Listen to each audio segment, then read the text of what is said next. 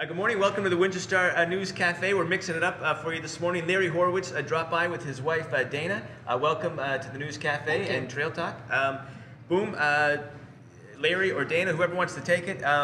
This is a grueling campaign. It's a lot of stress on the family. How are you holding up? What do you think about your man here? I think Larry's doing a great job, and it's yeah, it is very stressful. It's hard on the kids, but they're out canvassing with us at night too, and it's a learning experience and eye-opening and very enlightening. Yeah. Did you hear about that editorial board the other day, or? I did. Larry has very thick skin. Yeah, I don't know how I could have survived that, but he could. And he did. We got over it. Okay. I guess I just want to thank my wife. I mean, she's really been a trooper.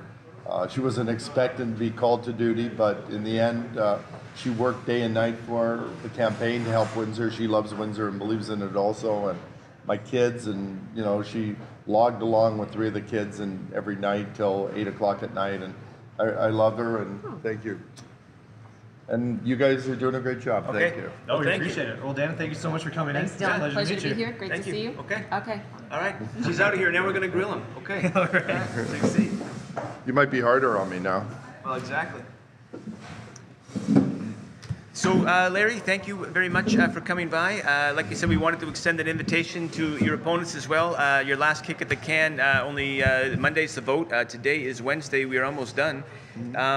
Regional Transit, you had a big press conference yesterday. Are you going to make it happen if you win? Well, you can't make it happen. You have to be one of the willing parties, though. I think in the last 8 years, we haven't really even tried. I had discussions in the last number of weeks with the heads of Tecumseh, the leaders of LaSalle, the leaders of Essex, and the whole region, and they're very disappointed that we pushed them aside. We're not even interested in having discussions. And I think in the last 8 years, the leaders of our community could have had those discussions. Eventually, you know, I'm a guy who sits down with people, whether I like them or not. I find a way. Everybody has something that's really nice about them. I find a way to work with people. And I believe that to bring this region forward, it's very sad talking to people on a continuous basis and finding out that there's very little work here for them, difficulty getting to their jobs. Their children have a terrible time getting to work and keeping a job because of that. And seniors have trouble getting groceries, and many people, it's difficult going to events. And I think that regional transit, it's time to look as a region in terms of making this area much better. By doing that, by creating a relationship, cooperation, we're going to make Windsor and Essex County a place we need to go to. But that was really only half of what I announced yesterday. Okay. The other half, and I think talking to people throughout the city, door to door, close to 20,000 homes at this point, and over 100 businesses, especially the businesses, said that there's so many jobs out there that are lacking people. And one of the biggest problems, especially for young people and people that don't have the money to buy a car and have car insurance, and in our new society, in a very greener society especially, we need a better transit system. And we have the resources, we have the budget, we spend millions of dollars on it. We just need to take a fresh look at our master plan and be able to get to the places where there are jobs. Let our young people, let people that need jobs get to those locations. We need to help the seniors get to the grocery stores on the weekends so they can survive and buy their groceries. And we need to make it quicker, cheaper, and better in terms of transportation in the city. Now, was that press conference yesterday, is that the last bullet in the chamber, or do you have something planned for Thursday, for Friday? Like, what's coming? Well, we've ran there are so many things to bring forward in terms of how Windsor could be better. We started out almost 6 months ago with a very fresh new perspective on the city. We started out with an Edwin forum and brought forward the idea of value for money audit, brought forward the idea that there is a possibility that we could lower utility bills. And now, 4 months later, the other candidates are all of a sudden saying, wow, you know what, you're right. Everybody said you can lower utility bills. Now all of a sudden they're saying we can hold the line on utility bills. But the reality is we can do better. We can do a lot better. We can lower our utility bills. You do a money for value audit on NWIN. You look at all the utility bills. You look at efficiencies and inefficiencies. There's studies been done that our utility company is one of the least efficient in the province. If you look at that, you take a really good look at those things, you're going to lower your utility bills. If you create a jobs plan in this community, not regurgitating the one we already have, we're in a lot of trouble. Yesterday I was at a Unifor meeting, Yep. and they talked about how bad it is, how really bad it is. I didn't have to go to the 20,000 homes and see that half the people aren't working and are desperate for jobs and opportunities and can't afford their utility bills. I just had to look at that study yesterday, and the study told us that people are hurting in this community. We don't have a real jobs plan. We keep, going here and going there and creating some employment here and some employment there, and we keep talking about, for example, the airport. We talk about, it's 200 jobs. No, it's one job. Let's get serious here. Let's get real. Let's put a real jobs plan together and create jobs in the community, not talk about a couple jobs here and there. And there's so much inconsistencies in these statements. So in my jobs plan, and this was our plan from the beginning that's being copied now, it was in expanding the CIP, the Community Improvement Plan, to include small businesses, to include medium-sized businesses and large businesses. And what we've done in the past is we've only included very large businesses, and I think about 7 or 8 of them in 3 years, which is ridiculously low.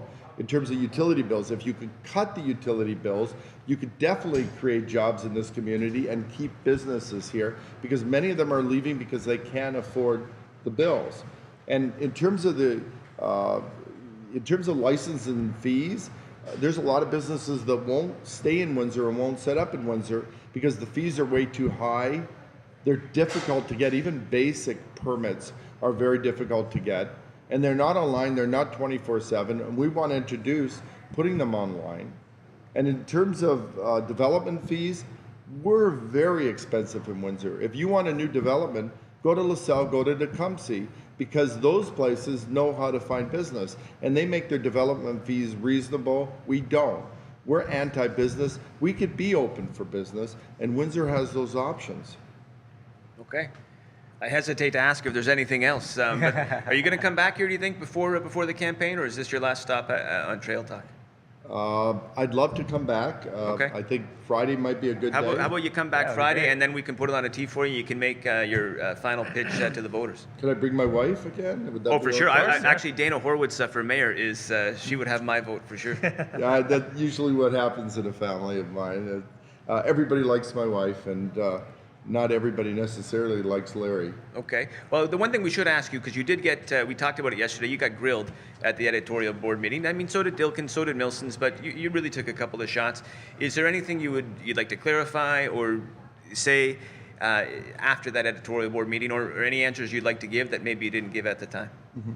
Well, I think something happened the day before where I announced that I will be completely financing my campaign, and that I will not take money from special interest groups or large corporations. And at that time, we unveiled the list of donations that have already come forward to all the candidates. And if you take a quick look at the list, you'll see that special interests and large corporations are very much represented. There's 148,000 other people in Windsor, taxpayers, residents, that need representation. Those are the people that aren't on that list. Those are the people that have trouble paying their utility bills. Those are the people that can't find work. And I represent those people. And that's why, eventually when you do take money, people say, well, we need money to finance the campaigns. But if you take money from certain groups, special interests, large corporations, eventually they come back to you and you have to pay the piper. So when I was grilled at the editorial board meeting, I think they alluded to that. and they asked me about my properties in the city, and I told them what I had in terms of my holdings. What was unfair about it, and I got a lot of feedback after, is the fact that they did not ask the same things of the other candidates. So there was very little transparency on their part.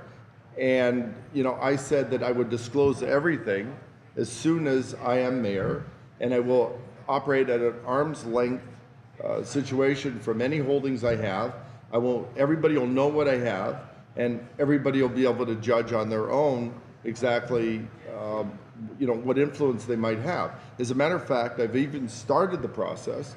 I've had managers and others take over my business because I've been running for mayor 4 months straight, day and night, and I've not managed my own affairs. I don't even know anymore what's going on in terms of my businesses and how it would affect anything. I've put it to the side because I want to serve the city. I love Windsor, and I want to be your mayor 24/7. Okay, well said. So definitely a Friday morning, you can make your final pitch to voters. Dana, Larry, thank you very much for joining us in the Windsor Star News Cafe. Thank you, guys. You've been fair and honest, and I've very much enjoyed coming here. Okay, well, there's still time to change that. Thank you, Larry. Thank you. Thank you.